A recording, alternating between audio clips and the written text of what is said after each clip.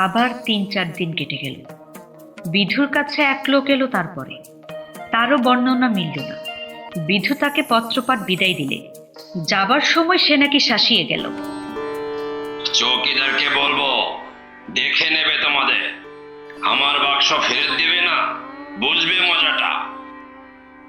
যাও যাও, যা পারো করো গিয়ে, বাক্স আমরা কুড়িয়ে পাইনি, যাও। আর কোনো লোক আসে না।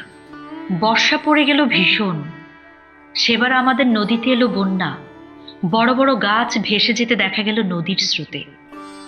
দু একটা গরু আমরা দেখলাম ভেসে যেতে। অম্বরপুর চরের কাপালিরা নিরাশ্রয় হয়ে গেল। নদীর চরে ওদের ছোট ছোট ঘরবাড়ি সেবারও দেখে এসেছি।